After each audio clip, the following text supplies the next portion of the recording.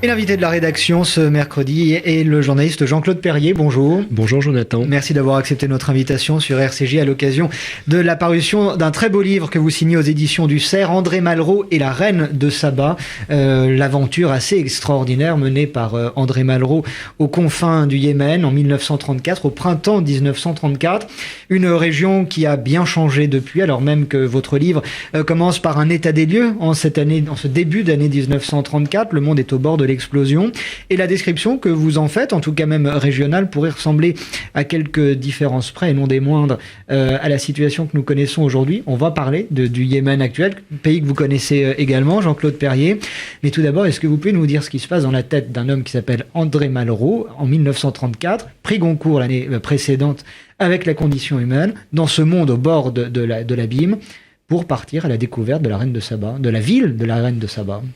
Alors écoutez, si tant est qu'on puisse reconstituer, parce que Malraux, c'était pas quelqu'un qui se confiait beaucoup, comme chacun sait, on est donc, comme vous venez de le rappeler, au début 1934. Malraux est illustre, il a 33 ans, il est très célèbre, il vient d'avoir le prix Goncourt en décembre 33 pour La condition humaine, il a déjà publié pas mal de livres, il a déjà eu des grands prix littéraires, il a déjà défrayé la chronique avec son aventure indo-chinoise dans les années 20, donc il est très connu, ses engagements politiques sont connus, etc. Au moment où commence notre histoire, il rentre à peine d'Allemagne, où, avec André Gide, ils sont allés essayer de demander à Goebbels et à Hitler la grâce de Dimitrov et des communistes bulgares, accusés à tort d'avoir incendié le Reichstag. Donc, il est en plein dans son époque, il fait partie de l'Alliance des écrivains antifascistes, il est dans le combat et évidemment à la gauche de ce combat. Et ce qu'il y a de fabuleux, c'est que, aussi occupé soit-il et préoccupé de sujets extrêmement graves, il prend un mois, donc fin février, fin mars 1934, parenthèse dans sa vie, simplement pour exaucer un rêve de gosse. Parce que quand il était petit, le jeune André Malraux, qui a eu une enfance pas très rigolote, à Bondy puis à Paris, avait découvert les grands horizons et les voyages dans des revues, dans des journaux de l'époque, et il y avait un nom qui le faisait rêver, c'est Mocha. Mocha, c'est au Yémen, donc c'est pas loin, en face de Djibouti, hein, quasiment sur la côte, et donc tout gosse, il rêvait d'aller voir Mocha. Donc Mocha ou les environs de Mocha. Et donc, c'est beau, je veux dire, en 1934, 33 ans, prix Goncourt, les guerres qui menacent, etc., de prendre un mois de sa vie pour monter une aventure complètement farfelue, c'est le mot préféré de Malraux, rocambolesque, romanesque, et il n'y a rien à rajouter, il n'y a rien à inventer, il suffit de se laisser porter par l'histoire et de la raconter telle qu'elle s'est déroulée.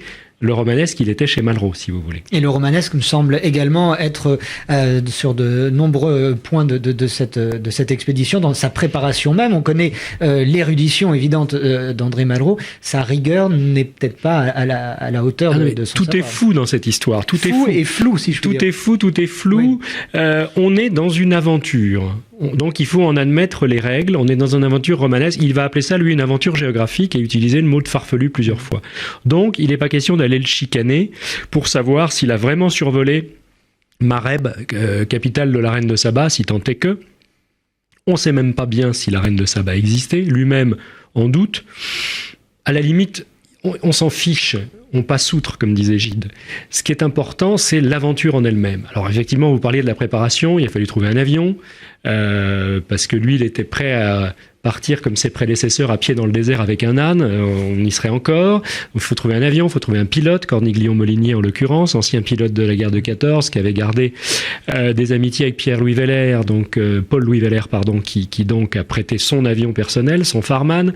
Le pilote, ça a failli être Saint-Exupéry, qui était un ami de Malraux et de Gide, puis finalement ça n'a pas été Saint-Exupéry, donc ils montent leur expédition, ils donnent pas de plan de vol aux autorités parce que ça aurait été interdit. En plus, Malraux, avec sa réputation sulfureuse de communiste, d'anarchiste, d'anticolonialiste, aurait eu des ennuis avec l'administration locale, sachant qu'il fallait qu'ils se posent à Djibouti, territoire français à l'époque, donc ils avaient tout contre eux.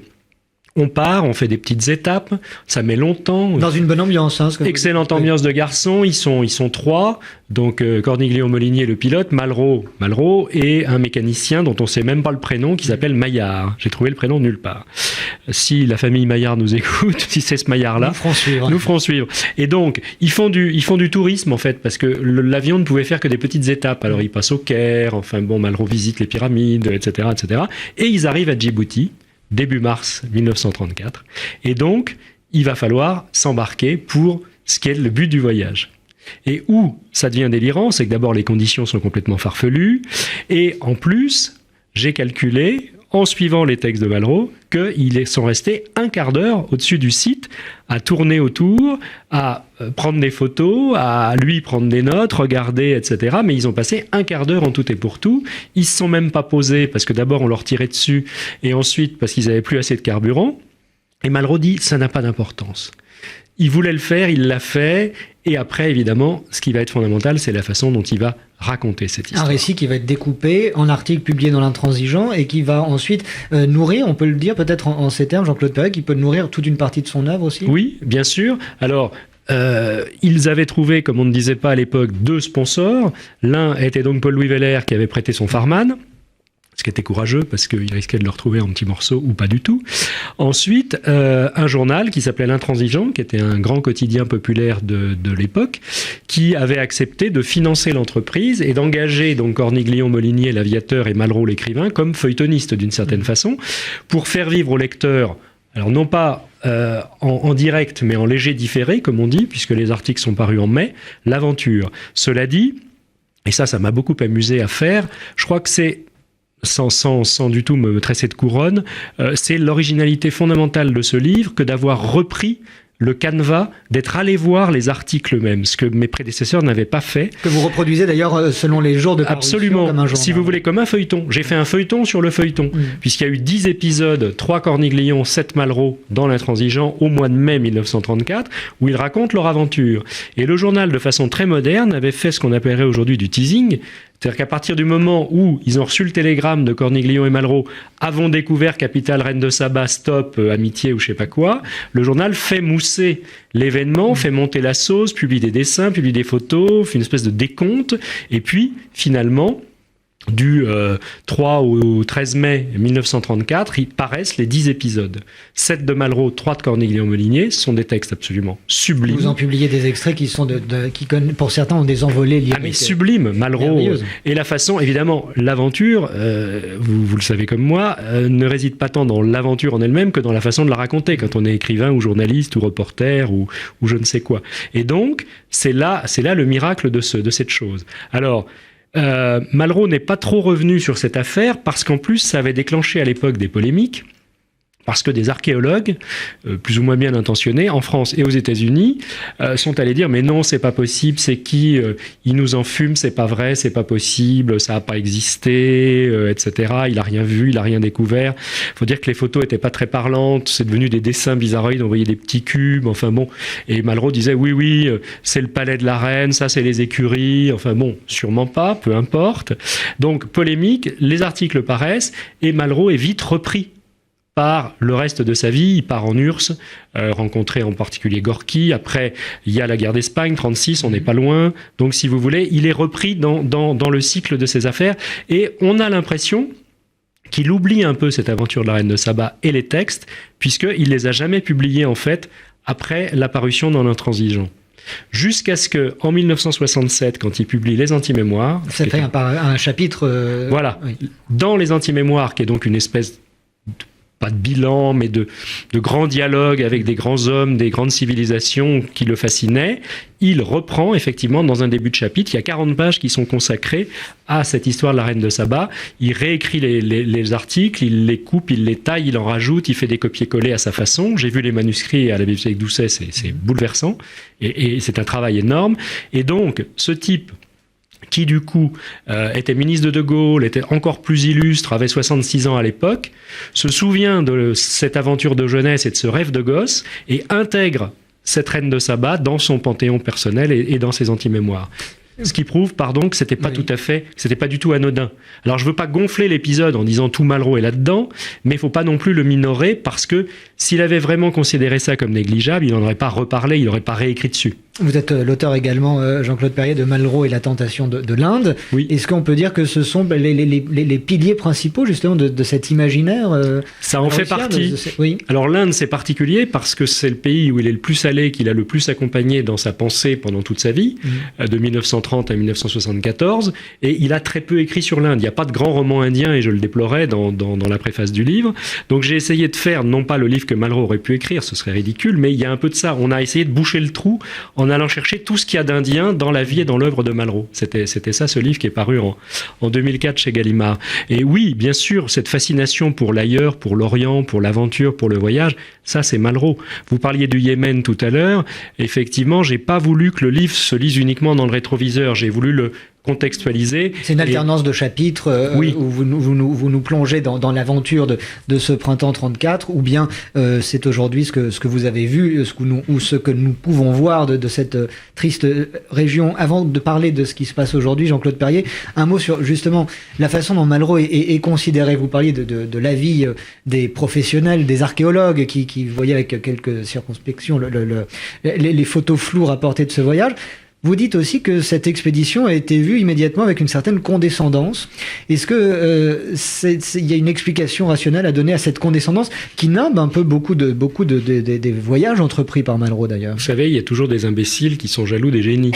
Et il y a toujours des espèces de metteurs en doute qui trouvent le moyen de travailler sur un écrivain tout en n'étant pas en empathie ou en admiration, ce qui est totalement absurde. Moi, j'écrirai jamais sur un auteur que j'aime pas. C'est du masochisme pur et simple.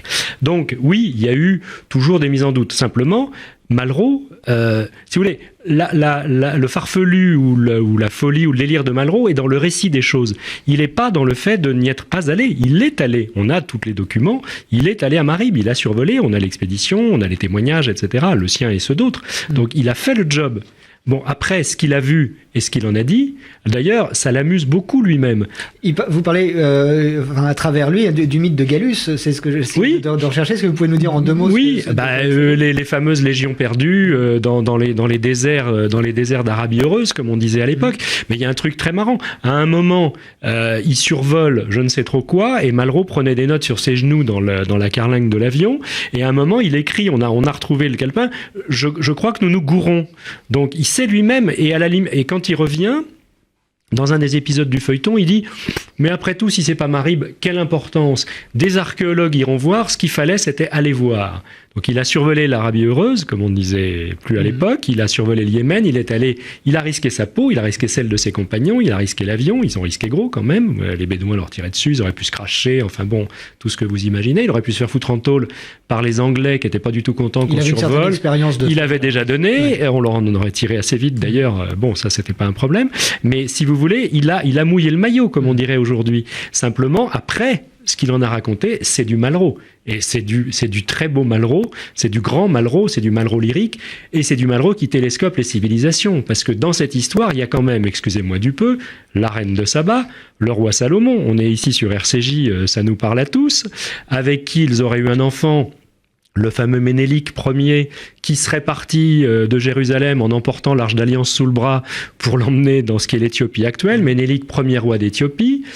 Du coup, Malraux et Corniglion-Molinier, de retour à Djibouti, sont invités par Haïlé Sélassié à sa cour, parce que Haïlé Sélassié était très flatté qu'on ait retrouvé la capitale de sa grand-mère, lointaine. Il y a un côté aventure de Tintin. Mais complètement, c'est Tintin, c'est les pieds nickelés, c'est la croisière jaune, on est dans la grande aventure. Ouais. Et c'est fantastique, et ça dialogue, et ça discute, et du coup, Malraux, dans ses textes, évoque Alexandre le Grand, évoque Gallus et ses légions perdues, tout le monde y passe, l'Inde, évidemment, tout le monde est là, tout le monde se télescope, et ça fait du grand Malraux. C'est cette passion qu'il a toujours eue pour les civilisations anciennes. Absolument. Il faisait dialoguer le monde contemporain, les civilisations anciennes, dans une espèce de, comment dirais-je, de pensée...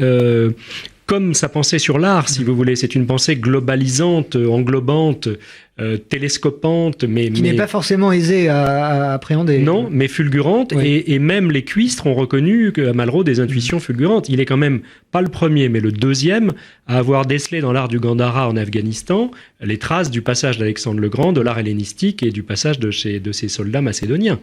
Alors ce voyage extraordinaire que vous décrivez, Jean-Claude Perrier, dans votre livre André Malraux et la Reine de Saba aux éditions du Cerf, vous soulignez dès le début, vous y revenez à la fin d'ailleurs, que ce voyage extraordinaire, Malraux ou pas Malraux, on ne pourrait plus le refaire aujourd'hui parce que les filles de la Reine de Saba sont aujourd'hui cachées par des niqabs. Oui.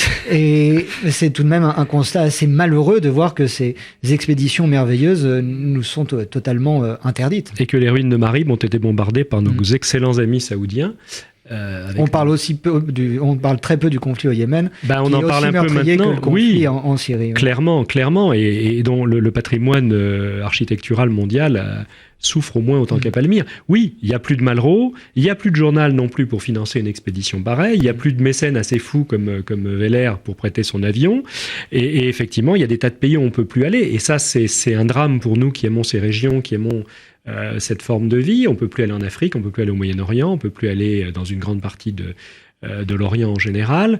Et la restriction de cet espace est effectivement une souffrance. Et j'ai pas voulu, je vous dis, que le livre soit uniquement dans le passé, parce que Malraux, c'était ce télescopage du passé et du présent.